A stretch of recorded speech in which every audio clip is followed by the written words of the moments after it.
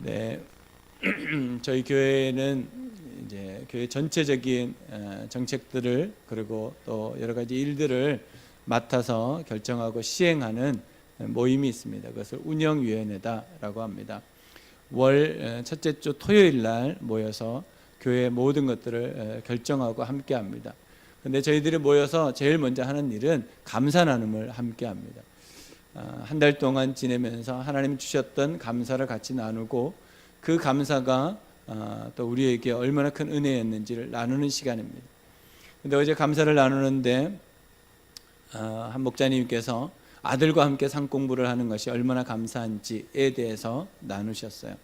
또 한 목자님은 딸과 일을 연계해서 하는데 그 일 때문에 속상하기도 하고 힘들기도 하지만 그렇기 때문에 딸하고 소통할 수 있는 시간이 되어서 감사하다라고 하셨고, 또 한 분은 두 아들이 우리 교회에서 잘 성장하고 있는 것을 보니까 엄마 아빠를 보고 잘 자라고 있는 모습이 너무나 감사했다라는 것을 나누어 주셨어요.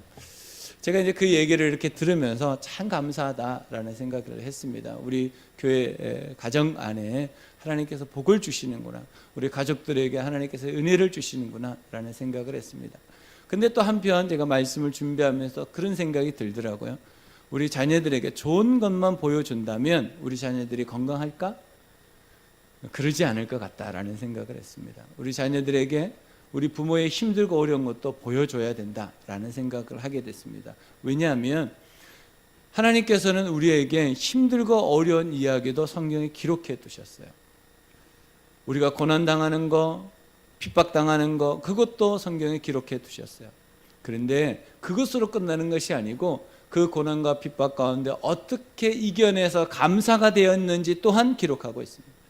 그래서 우리가 우리 자녀들에게 보여줘야 될 것은 분명히 우리가 힘들고 어려운 그 십자가도 보여줘야 되지만 주님으로부터 받았던 놀라운 은혜, 응답, 이 부활도 보여줘야 될 줄로 믿습니다. 그것이 우리가 자녀들에게 전수할 수 있는 가장 좋은 열매지 않을까라는 생각을 하게 되었습니다. 우리 자녀들이 앞으로 살아가는 그 인생은 아마 우리보다도 더 힘들지도 모릅니다. 근데 그 힘든 인생을 어떻게 극복하고 이겨낼 수 있을까? 그것은 우리가 어떻게 살았는지를 보여주는 겁니다. 우리가 어떻게 주님 안에서 극복하고 우리가 어떻게 이겨냈는지를 자녀들에게 보여주는 것이 결국에는 가장 좋은 유산이 될 것입니다. 여러분 삶 속에 그 고난과 힘들고 어려운 일들이 하나님 안에서 이겨내고 승리되어지는 이 모든 삶이 우리 자녀들에게 전수되어지는 놀라운 복을 누리시기를 주님의 이름으로 축복합니다. 우리가 이 땅에 살다 보면 고통에서 벗어날 수 있는 길이 없다라는 생각을 많이 하게 됩니다. 그래서 수많은 지식인들과 철학자들이 고민을 합니다. 왜 인생은 고통을 당할 수밖에 없을까? 왜 고통에서 벗어날 수 없을까? 고민하고 고민했는데 이들이 찾은 답은 아주 단순하면서 엉뚱한 답이었습니다. 잘 모르겠다. 잘 모르겠답니다. 아무리 고민해봐도 저렇게 착한 사람이, 저렇게 잘 사는 사람이, 저렇게 다른 사람을 돕는데 고통이 있단 말이죠. 그러니까 이 땅에 사는 사람들은 왜 고통을 당하는지 도저히 이해가 되지 않고 모르겠다는 거예요. 저는 그게 맞다고 생각합니다. 여러분들은 어떻습니까? 정말 내가 주를 위해 살고 주의 말씀대로 살아보려고 노력하고 최선을 다하는데 여전히 나에게는 고통이 있는 것을 보게 됩니다. 그래서 우리 인생 가운데 누구나에게 있는 5가지 고통이 있다는 것을 제가 정리했습니다. 같이 보겠습니다. 첫 번째는 육신으로 말미암아 오는 고통이 있다라는 겁니다. 우리가 몸을 가지고 있는 사람은 이 땅에 사는 동안 몸 때문에 고통을 당합니다. 머리부터 발끝까지 모든 신경이 살아있는 한 우리는 통증을 느끼게 되고 고통을 당하게 될 것입니다. 두 번째는 영적으로 오는 고통이 있습니다. 하나님께서 우리를 영혼으로 만드셨기 때문에 영적인 고통이 있습니다. 감당하지 못하는 고통, 숨을 쉬지 못하는 고통, 어둠 가운데 빠져서 어떻게 해야 될지 모르는 고통을 당하게 됩니다. 세 번째는 생각과 정신, 감정 가운데 찾아오는 고통이 있습니다. 지금 이태원 참사로 인해서 전 국민이 고통하고 아파하고 슬퍼하고 있습니다. 이 고통이 있습니다. 이것을 어떻게 우리가 치료할 수 있을까? 네 번째는 관계 가운데 오는 고통이 있습니다. 우리가 태어나는 순간부터 죽는 순간까지 다 관계 가운데 있습니다. 그러니까 여러분, 관계 가운데 고통받지 않으려고 하는 것은 굉장히 답이 없는 일입니다. 관계는 고통을 주고 고통을 받습니다. 어쩔 수 없습니다. 아무리 내가 사랑해서 결혼해도 그 사람 때문에 고통받습니다. 아무리 내가 사랑해서 낳은 아이들도 그 아이들 때문에 고통받습니다. 고통은 언제든지 있는 것입니다. 자연인이다. 관계를 피해서 산으로 들어간다고 관계 때문에 고통이 없습니까? 여전히 고통은 있습니다. 다섯 번째로는 욕심으로 말미암아 찾아오는 고통이 있습니다. 사람들은 욕심이 없을 수 없습니다. 끊임없이 욕심이 있습니다. 제가 돈을 모아봤습니다. 100만 원을 모았습니다. 그랬더니 1000만 원을 모으고 싶더라고요. 1000만 원까지는 못 모았어요. 여러분, 사람이 이렇더라고요. 욕심이 한이 없습니다. 그래서 고통이 옵니다. 서로의 욕심 때문에 조금 더 욕심을 챙긴 사람이 조금 더 욕심을 챙기지 못한 사람에게 고통을 주기도 합니다. 우리가 인생을 살면서 이 5가지는 누구나 당하는 고통일 것입니다. 아마 여러분들 중에 이 5가지를 다 당하고 있는 사람도 있을지도 모르겠습니다. 근데 왜 이 고통이 우리에게 올까? 여러분 계속 질문하고 있지 않습니까? 왜 나는 이 고통을 당할 수밖에 없을까? 내가 뭘 그렇게 잘못했길래? 라고 하는 한탄이 나올 수도 있습니다. 그래서 우리는 이 세상을 살면서 정말 저 사람은 고통이 없을 것 같다라고 하는 두 종류의 사람을 발견합니다. 한 종류의 사람은 많이 가진 사람입니다. 지식이든 재정이든 건강이든 소유든 사람이든 무엇이든지 많이 가진 사람은 저 사람은 고통이 없겠지라고 생각합니다. 지금 경제적으로 힘들고 어려운 상황에 있습니다. 그러니까 돈 많은 사람을 보면 저 사람은 고통이 없겠지라고 생각합니다. 건강이 어려운 사람은 건강한 사람을 보면 저 사람은 고통이 없겠지라고 생각합니다. 그러나 그 사람한테 물어보면 나도 여전히 고통 가운데 있다라고 말합니다. 또 한 종류의 사람은 높은 자리에 있는 사람입니다. 높은 자리에 있는 사람을 우리가 보면 권력을 가지고 명예를 가지고 사는 그 사람을 보면 저 사람은 고통이 없겠지라고 생각합니다. 모든 것을 자기 한마디만 할 수 있는 그 자리라고 생각하기 때문입니다. 그러나 그 사람에게 물어보면 나도 여전히 고통 가운데 있다라고 말하는 것을 볼 수 있습니다. 그러니까 우리가 바라볼 때 저 사람은 고통이 없다라고 생각하지만 상대적이라는 거예요.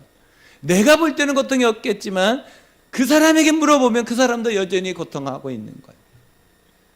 부모를 바라보면서 자녀들이 생각합니다. 우리 엄마는 너무 편하게 살아.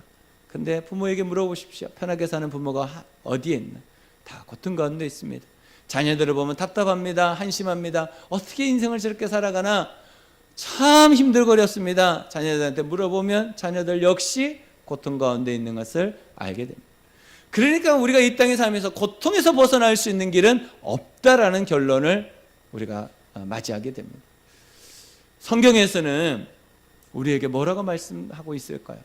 인생에 당하는 고통에 대해서 뭐라고 말씀하고 있을까? 하나님께서는 우리를 완전하게 만드셨습니다. 고통을 느끼지 못하는, 고통이 없는 가운데 우리를 만드셨습니다. 그래서 하나님께서 우리를 다시 부르실 때 하나님 나라는 눈물도 없고 고통도 없고 슬픔도 없고 아픔도 없는 그런 곳이라고 말씀해 주시는 거예요. 그런데 하나님이 주셨던 그 선택권을 잘못 사용합니다. 그래서 타락이 일어나게 되고 그 타락은 우리에게 고통의 선물을 주게 됩니다. 그래서 이 땅에 사는 모든 사람들은 타락의 영향 가운데 있기 때문에 모두 고통을 경험할 수밖에 없다라는 것입니다. 그 고통에서 주님께서는 예수 그리스도를 보내셔서 그 고통에서 우리를 구원하시겠다고 약속해 주시고 계획하셨습니다. 그래서 우리가 고통에서 벗어날 수 있는 오직 한 길, 그것은 예수 그리스도를 믿는 길밖에 없다라고 성경은 말씀하고 있는 것입니다. 여러분, 고통이 있습니까? 그 고통은 우리가 어떻게 해서든지 벗어날 수 없습니다. 잠시 여행을 간다고 해서 내 생각 가운데 뭐가 없다고 해서 고통이 사라지는 것이 아닙니다. 다시 현장으로 들어오면 그 고통은 여전히 존재하고 있는 것입니다. 더 확대되고 더 확장될 수도 있습니다. 정말 우리가 고통에서 벗어날 수 있는 길이 뭘까? 그건 오직 예수 그리스도밖에 없다라는 것입니다. 성경 인물 중에 고통의 대명사라고 하면 한 사람을 우리가 뽑을 수 있습니다. 그 사람이 혹시 누구일까요? 욥입니다. 욥이라고 하는 사람이 정말 인생에 겪을 수 있는 모든 극단의 고통을 당했습니다. 욥의 고통을 제가 한번 읽어드리겠습니다. 욥의 그림을 한번 보여주실래요? 이 사람이 욥입니다. 욥처럼 생겼잖아요. 욥에게는 갑자기 일이 일어나지만 하나님에게는 계획적이고 그리고 하나님이 준비된 일들로 일어납니다. 갑자기 욥에게 하늘로부터 불이 내리는 일이 있었습니다. 그래서 모든 것들이 불타서 없어지는 일이 벌어집니다. 스바와 갈대아 사람들이 기습해서 가축대와 그리고 거기에 있는 모든 재산들을 몰살시키는 시련을 당했습니다. 태풍이 갑자기 붑니다. 그래서 10자녀가 그 자리에서 죽습니다. 설상가성으로 온몸에 발바닥부터 정수리 끝까지 악창이 생겨서 고통을 당하게 됩니다. 그것으로 인해서 밤마다 온몸이 뼛속까지 쑤시고 밤새 이리 뒤척 저리 뒤척하면서 잠을 자지 못하는 불면증으로 고통을 받게 됩니다. 숨이 막혀서 숨을 제대로 쉬지 못하고 침도 마음대로 삼키지 못하는 고통을 당하게 됩니다. 살이 뼈에 붙어 가죽만 남을 정도로 바짝 말라 있게 됩니다. 구더기가 옷처럼 온몸에 다닥다닥 붙어있는 고통을 당하기도 합니다. 햇살에 나가면 새까맣게 타고 그 열기가 얼마나 뜨거운지 감당할 수 없는 고통으로 찾아옵니다. 친구들이 그를 찾아와서 조롱합니다. 어린이들까지 그를 업신여깁니다. 심지어는 지나가는 사람들이 침을 뱉으며 모욕적인 말을 하게 됩니다. 그래서 욥이 이렇게 말합니다. 하나님께서는 나를 버리셨고 나에게는 소망의 뿌리조차 뽑혔다라고 말합니다. 여러분, 이만큼의 고통을 여러분 당해보셨습니까?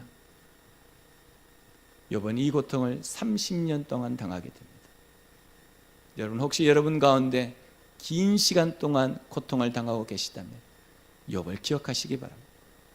그런데 욥 이야기가 이것으로 끝나는 것이 아니다라는 거예요. 욥의 이야기는 욥기 42장에 이렇게 기록되고 있습니다.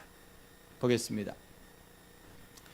욥기 42장 10절, 욥이 주님께 자기 친구들을 용서해달라고 기도를 드리고 난 다음에 주님께서 욥의 재산을 회복시켜 주셨는데 욥이 이전에 가졌던 모든 것보다 배나 갑절이나 더 돌려주셨다. 30년이라는 시간이 필요합니다. 고통은 시간이 필요합니다. 여러분들에게 고통은 시간으로 여러분들에게 주어집니다. 3일의 고통이 있을 수도 있고요, 한 달 동안 고통이 있을 수도 있고요, 3년이라는 고통이 있을 수도 있습니다. 우리에게는 시간으로 이 고통이 다가옵니다. 그 다음입니다. 그러자 그의 모든 형제와 자매와 전부터 그를 아는 친구들이 다 그를 찾아와 그의 집에서 그와 함께 기뻐하면서 먹고 마셨다. 그 다음, 그들은 주님께서 그에게 내리신 그 모든 재앙을 생각하면서 그를 동정하기도 하고 또 위로하기도 하였다. 그러면서 그들은 저마다 그에게 돈을 주기도 하고 금반지를 끼워주기도 하였다. 여러분, 이 말이 얼마나 웃긴 말인지 모릅니다. 욥이 고난당하는 30년 동안 사람들이 오지 않아요. 그들도 보지도 않습니다. 그러나 욥이 하나님으로부터 복을 받으니까 그때 사람들이 몰려듭니다. 어디서 사람들이 나타났는지. 여러분들이 고통 가운데 있을 때 누가 알아줍니까? 안 알아줍니다. 그건 당연한 겁니다. 그래서 더 괴롭습니다. 그 다음입니다.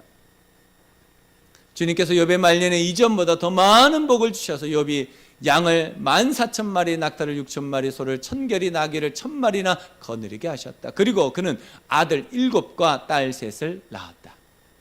그리고 또 있다는 거예요.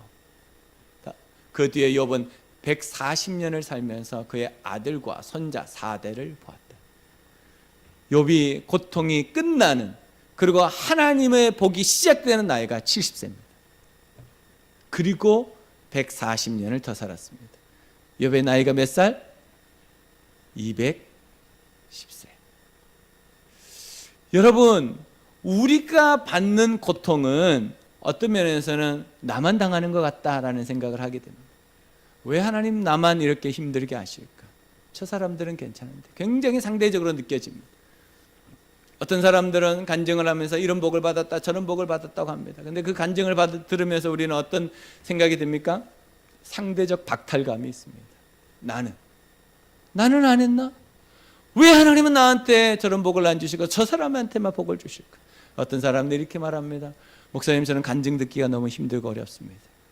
나는 고통스러운데 저 사람은 잘 됐다고 말하니까 나는 어떻게 해야 될지 모르겠습니다. 상대적인 박탈감이 교회 안에 있을 수도 있습니다. 그래서 어떤 사람들은 그 얘기를 듣고 난 다음에 이렇게 말합니다. 목사님, 제가 너무 큰 복을 받았는데 이것을 사람들에게 말하기가 조심스럽습니다. 이 고통이 우리에게 있습니다. 어떤 사람은 듣지 못하는 고통이 있고 어떤 사람은 말하지 못하는 고통이 있습니다. 우리에게 수많은 일들이 있습니다. 그런데 그 일들이 주님 안에서 내가 붙어 있을 때, 내가 예수 그리스도를 나의 구주와 주인으로 믿고 버틸 때 이 복이 우리에게도 있다는 것입니다. 분명히 지나갑니다. 분명히 지나가고 하나님의 복이 우리에게 임할 것입니다. 언제냐라고 물어보면 저도 모르겠습니다. 저도 제가 고통당하고 힘들고 어려운 10여 년의 시간을 지나면서 하나님께 날마다 울면서 외치면서 물어봤습니다. 하나님, 도대체 저는 언제 하나님 아무 대답도 하지 않으셨어요.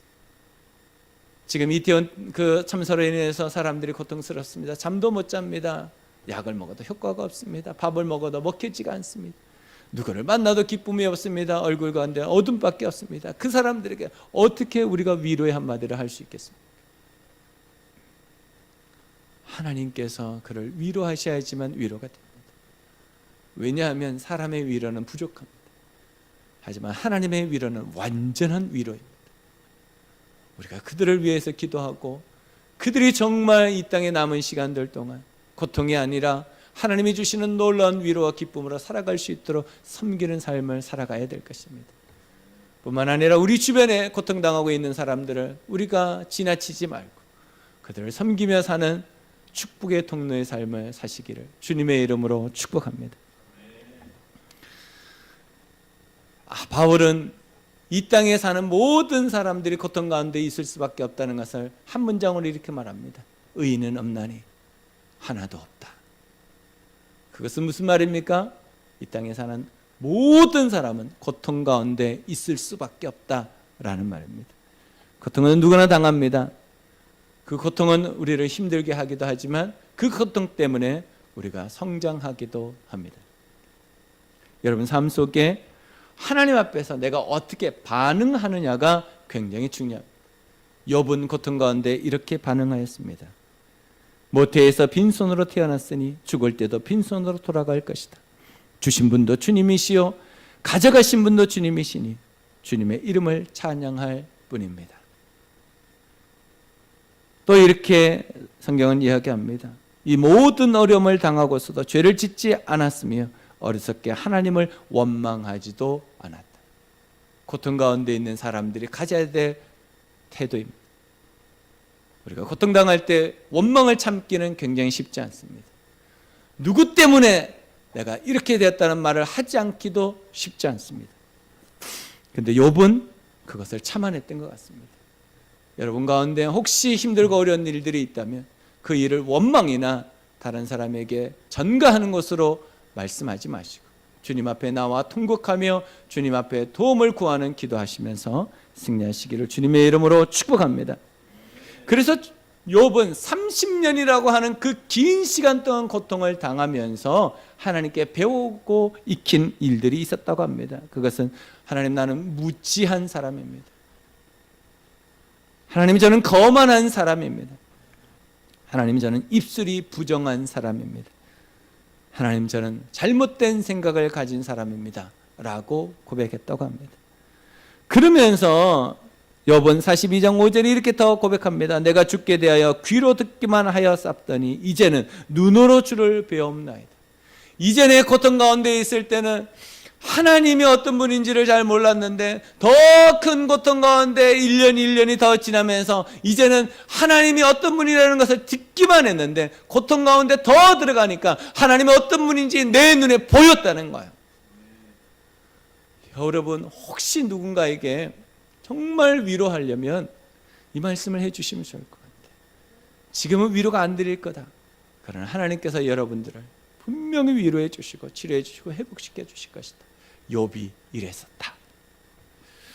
그래서 우리는 이 땅에 살면서 욥을 기억하면서 우리가 당하는 고통을 계속해서 이겨내는 용기를 가지게 되기도 하고 또 확신을 가지기도 하는 것 같습니다. 30년의 시간이 어떻게 짧을 수 있겠습니까?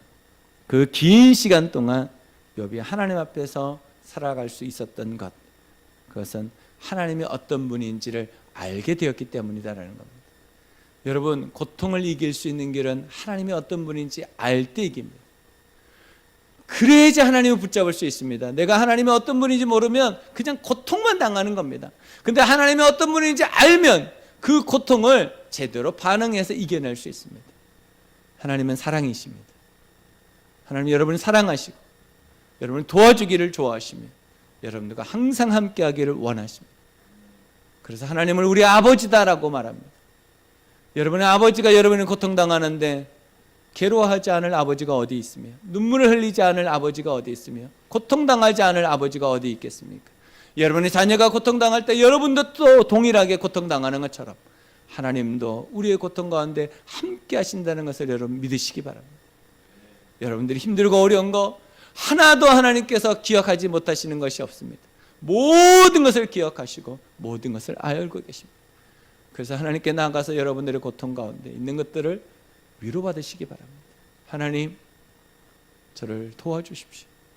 하나님, 저를 위로해 주십시오. 하나님, 저에게 새로운 힘을 주시옵소서. 하나님께서는 분명히 우리를 도와주실 것입니다. 그래서 오늘 우리가 봤던 말씀을 통해서 우리가 고난 가운데서 우리가 어떻게 고난을 이겨낼 수 있을까의 말씀을 나누려고 합니다. 오늘 주제는 고난은 디딤돌이다 입니다. 고난은 디딤돌이다. 시작. 고난은 디딤돌이다. 고난은 디딤돌입니다. 이 디딤돌을 어떻게 밟고 우리가 올라설 수 있을까? 두 가지라고 생각합니다. 첫 번째, 고난을 통한 유익을 바라봅니다. 고난을 통한 유익을 바라봅니다. 시작. 그렇습니다. 고난을 통한 유익을 바라볼 수 있어야 됩니다. 71절입니다. 고난당한 것이 내게 유익이라 이로 말미암아 내가 주의 율례들을 배우게 되었나이다. 시편 기자는 고난이 유익이라고 말합니다. 여러분, 어떻게 고난이 유익이 될 수 있을까? 지나고 나니까 유익인 것입니다.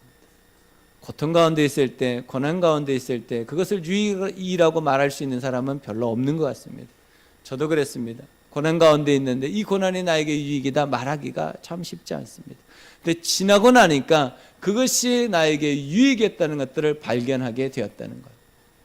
하나님은 우리에게 고난 주시는 것이 유익으로 주신다는 것을 믿으시기 바랍니다. 67절 말씀입니다. 고난 당하기 전에는 내가 그를 행하였더니 이제는 주의 말씀을 지키나이다. 고난 당할 때는 어떻게 행해요? 그렇게 행해요. 내 마음대로 행한다는 겁니다. 내 생각대로 행한다는 겁니다. 그러나 고난을 지나고 나니까 그 고난이 나를 성장시키고 하나님을 알게 하고 하나님 뜻대로 살게 만드는 놀라운 복이었다는 것을 알게 된다.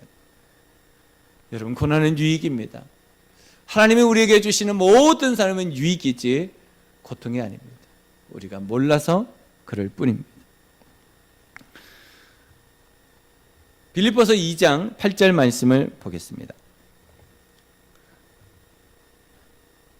자기를 낮추시고 죽기까지 순종하셨으니 그 십자가에 죽기까지 하셨습니다.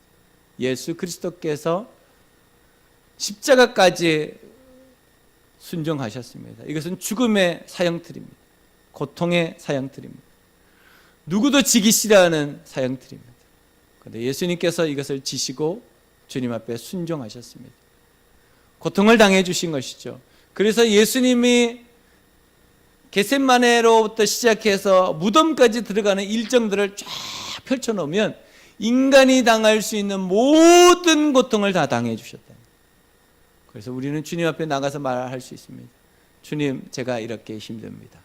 그러면 주님이 그것을 이해하신다는 거. 왜? 당해보셨기 때문에. 여러분, 당해본 사람이 공감하는 거예요. 당해보지 않은 사람은요, 공감하기가 어렵습니다. 예수님은 모든 고통을 당해보셨습니다. 그래서 우리를 공감해 주십니다. 그래서 우리가 고통당한 때 주님, 제가 이렇게 힘들고 어렵습니다 라고 말하면 주님께서 내가 안다, 내가 다 안다, 내가 다 안다고 말씀해 주십니다. 그래서 우리는 주님 앞에 더 나아가서 기도할 수 있는 것입니다. 그래서 고난 가운데 우리는 그 고난이 해결되어지는 놀라운 은혜를, 유익을 경험하게 되는 것입니다. 그 다음 말씀을 보겠습니다.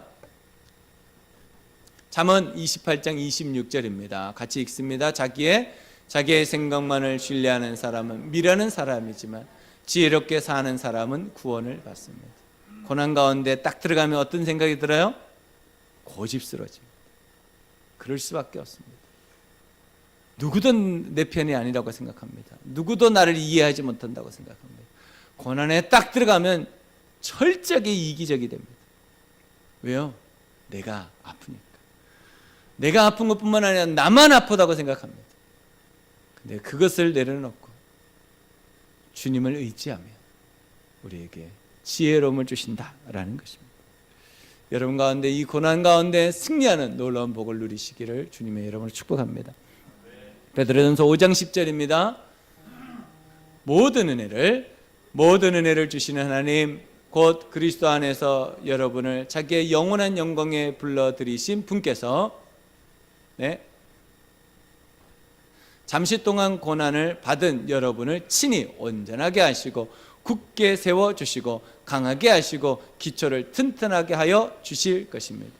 이 땅에 살아가는 우리의 삶을 잠시 동안의 고난이다 라고 말합니다. 그렇지만 그 고난 가운데 하나님께서 주시는 놀라운 유익이 있다라고 말하는 것입니다. 우리를 어떻게 해요? 온전하게 하시고 굳게 세워주시고 강하게 하셔서 기초가 튼튼하게 하신다. 그래서 어떠한 어려움과 힘들고 고난 가운데서도 우리가 이겨낼 수 있도록 도와주신다. 고난은 우리에게 유익입니다. 그래서 이 유익이 우리의 마음에 와닿아야 돼요. 머리로는 이해가 되는데 우리 가슴으로 이게 오지 않습니다. 그래서 우리가 주님 앞에 기도하는 것입니다. 주님, 고난이 유익인 것을 깨달을 수 있도록 도와주시옵소서. 저희 딸 이야기를 하나 하려고 합니다. 저희 딸 하나가 카누 선수인 거 아시죠? 처음 카누를 중학교 2학년 때 시작했습니다. 근데 쌀쌀한 봄에 카누를 배우기 시작했어요. 근데 카누가 밑바닥이 뾰족하게 되어 있습니다. 그래서 그 카누를 타려면 중심을 잡는 시간이 꼭 필요합니다. 근데 중심 잡기가 굉장히 쉽지 않았던 것 같습니다. 저는 그것을 굉장히 간단하게 생각했습니다. 하루 이틀이면 잡겠지, 길어도 일주일이면 잡겠지. 그런데 한 달 동안 못 잡았습니다. 못 잡으면 어떻게 되나요? 미사리 물에 빠지는 거예요. 왼쪽으로 빠지고 오른쪽으로 빠지고, 안 빠지려고 안간힘을 써도 또 빠지고, 빠지면서 물 먹고 빠지면서 물고기 보고 해초에 뒤감기고, 그 일을 한 달 동안 해요. 하루에 수백 번씩 빠졌다가 다시 나왔다가. 그래서 어느 날은 온몸이 물에 탱탱 불어서 오는 그 아이를 보면서, 야, 이는 버텨낼 수 있을까? 끝까지 할 수 있을까? 근데 버텨내더라고요. 그리고 지금은요, 얼마나 물살을 헤치면서 자연스럽게 타는지 모릅니다. 더불어 물 위에서 장난도 쳐요. 여러분, 고난은 지나갑니다. 지나가고 난 다음에 그 고난이 우리에게 유익이 될 것입니다. 여러분, 조금만 버티시고 참아내시면 주님이 주시는 놀라운 은혜가 있을 줄로 믿습니다. 두 번째는 우리가 어떻게 고난을 디딤돌로 가질 것인가? 고난을 통해 복의 통로로 사용받습니다. 고난을 통해 복의 통로로 사용받습니다. 시작. 72절입니다. 주의 입의 법이 내게는 천천 금은보다 좋으니이다. 고난을 겪고 난 다음에 하나님이 주셨던 복을 경험해 보니까 이 세상의 어떤 것보다 너무나 좋았다는 거예요. 이거는 감탄입니다. 감동입니다. 하나님의 은혜를 찬양하는 것입니다. 그럴 수 있었던 것은 내가 받은 그 고난이 그냥 나의 것으로 끝나는 것이 아니라 그 고난으로 다른 사람을 섬기게 되었다는 거예요. 예수님이 상처받으시고 그 상처받은 것으로 우리를 섬겨주신 상처 입은 치유자처럼 우리가 가지고 있는 이 고난이 그냥 나에게 있는 고난으로 멈추지 않고 이 고난을 누군가를 섬기는 도구로 쓸 때 그것은 더 큰 복의 통로가 될 수 있다라는 것입니다. 여러분들 받았던 그 고난이 있잖아요. 힘들고 어려웠던 그 고난. 그 고난을 바라보면서 옆에서 그 고난을 당하고 있다면 같이 얘기해 주시면 좋을 것 같아요. 저도 그런 고난 당해봤습니다. 저도 그렇게 힘들어 봤습니다. 그런데 지나가더라고요. 이겨내더라고요. 할 수 있을 겁니다. 제가 기도하겠습니다. 제가 옆에서 섬겨드리겠습니다. 복의 통로가 되는 것입니다. 고난이 고난으로만 끝난다면 얼마나 슬픈 일입니까? 그러나 하나님은 고난이 우리에게 유익이 되실 뿐만 아니라 그 고난이 복의 통로가 되게 하신다는 거예요. 여러분들이 가지고 있는 그 고난을 많은 사람들을 섬기고 세우는 놀라운 은혜의 시간으로 변화시키시기를 주님의 이름으로 축복합니다. 믿는 자의 목표, 사랑하여 영혼 구원. 우리가 가지고 있는 그 고난조차도 다른 사람을 사랑하여 영혼 구원하는 데 쓸 수 있는 도구입니다. 여러분 삶 가운데 이 고난이 많은 사람을 살리는 놀라운 축복의 도구가 되시기를 주님의 이름으로 축복합니다. 지난주 수요일 날 송파에 있는 한 목사님 가정을 만났습니다. 그래서 20년 동안의 목회, 개척한 이야기를 듣게 되었습니다. 그런데 그 개척하는 동안 10년 동안 고통당한 이야기를 듣게 되었습니다. 겉으로 보기에는 당당해 보이고 멋져 보이고 가정교회 안에서는 브레인이라고 불릴 정도로 똑똑하신 분이 외국 유학까지 갔다 오신 분들이 10년 동안 고통당한 이야기를 들었는데 저는 감당할 수 없을 것 같아요. 그러면서 그 목사님이 저희 부부에게 이렇게 당부했습니다. 목사님, 사모님, 기도하셔야 됩니다. 기도하셔야지 고난을 이겨냅니다. 기도하지 않으면 고난이 왔을 때 정신이 없습니다. 내가 무엇을 어떻게 해야 될지 아무 생각이 없습니다. 저도 그랬습니다. 그래서 10년이라는 시간이 지나갔습니다. 그러면서 우리에게 얘기하는 거예요. 내가 당해보니까 그 고난 가운데 가면 정신이 하나도 없습니다. 내가 기도해야 되는지 알면서도 기도하지 못합니다. 주님을 붙잡아야 되는지 알면서도 주님을 붙잡지 못합니다. 상황과 여건 가운데 빠져가지고 내가 허우적거리고 있더라는 거예요. 그러면서 10년의 시간을 고통받았다는 거예요. 여러분, 정말 고난을 어떻게 이겨낼 겁니까? 저는 그 얘기를 듣고 아내와 오면서 많은 이야기를 했습니다. 우리 더 기도해야 되겠다. 우리 더 주님을 의지해야 되겠다. 진짜 주님을 붙잡지 않으면 안 되겠다. 그런 얘기를 했습니다. 여러분, 정말 고난을 어떻게 이겨낼 겁니까? 기도할 때입니다. 주님의 은혜를 구할 때입니다. 그래야지만 이길 수 있습니다. 그냥 지나가는 거 없습니다. 주님의 은혜가 있을 때 우리가 이겨낼 수 있다는 걸 여러분 믿으시고 정말 주님 안에서 힘을 내시기 바랍니다. 주님이 우리와 함께 하셔서 분명히 지나가게 하시고 승리하게 하실 줄로 믿습니다. 기도하겠습니다.